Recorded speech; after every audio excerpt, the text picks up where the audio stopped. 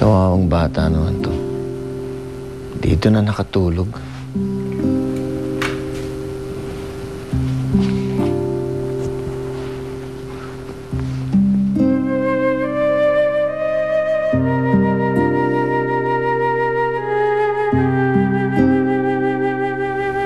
Kung kasing bait mo na siguro ang tunay kong anak. Ako na pinakamasayang ama sa buong mundo.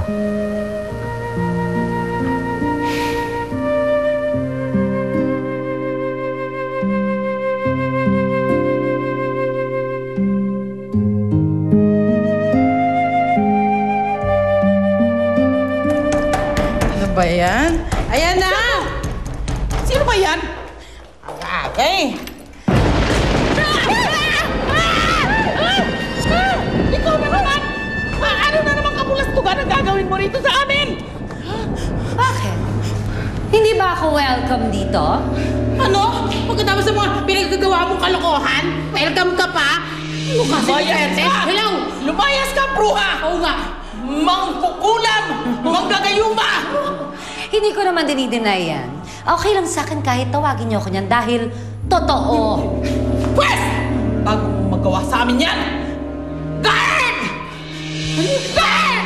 Wala pa sinong babae kita! Ayan na ang tinatawag niyong guard. Ito na lamang yung guardia natin. Nagayuma ng tiyak yan! Pwes! Akong magpapalaya sa'yo! Dali! Talaga?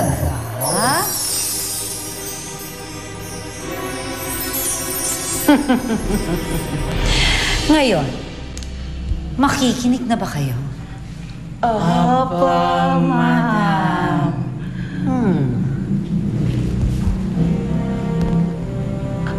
Alam niyo, sa lahat ng zombie, kayo ang mataba. Salamat, madam.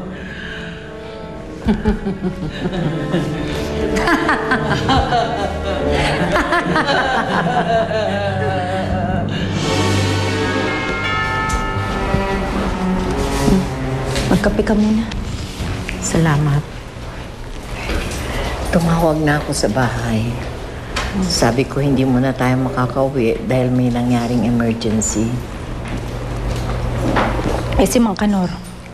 Pinauna ko na. Magta-taxi na lang tayo kung magkakamalay na si Alice pag-uwi natin. Ang doktora, ako po yung nanay nung dalagitang walang malay. Kung sana po siya. Normal naman po ang CT scan ng ulo ng bata. So far, masasabi ko naman pong nawalan lang siya ng malay. But I'm giving her 2 hours para magising. Kapag lumagpas doon, alarming po yon. So in the meantime, hihintayin lang po muna natin siyang magising. Kaya wala po tayong dapat ipag-alala. Maraming salamat, doktora. Salamat po. Tanya, balak ko sana. Pag nagising si Alice, sasabihin ko na sa kanya ang lahat. Na ikaw ang tunay niyang ina? Hindi ko na palalampasin ang pagkakataong ito. Pero, Andeng, paano mo gagawin yon? Tingnan mo nga ang itsura mo. Tumanda ka na kaysa sa totoo mong edad. Kung sakali mang sabihin mo kay Alice yun, maniwala naman kaya siya sa'yo.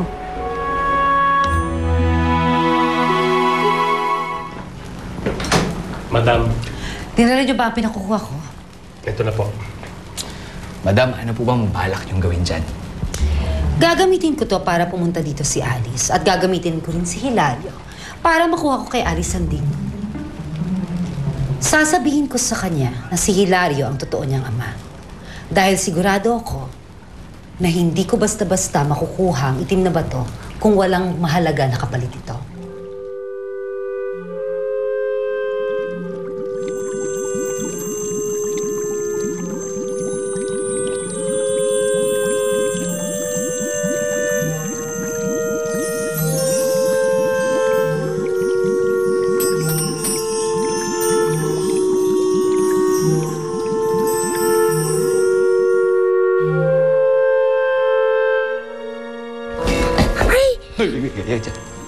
Anong ingay yun? May gising pa. Tingnan niyo yun. Dali!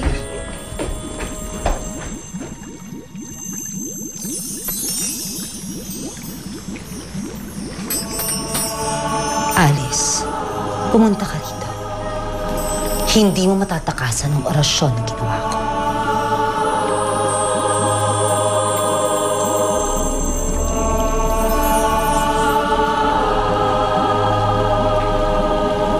Hihintayin kita, Alice.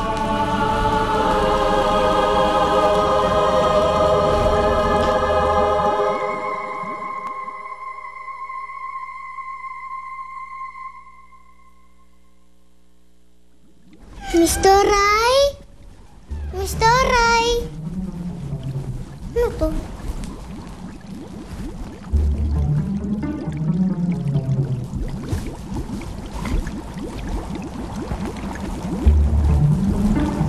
Parang kalala tong damit nito ah. Kay Ate Alice to.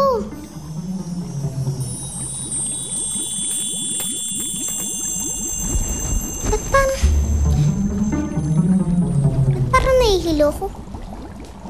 Ba't parang naibang pakiramdam ko?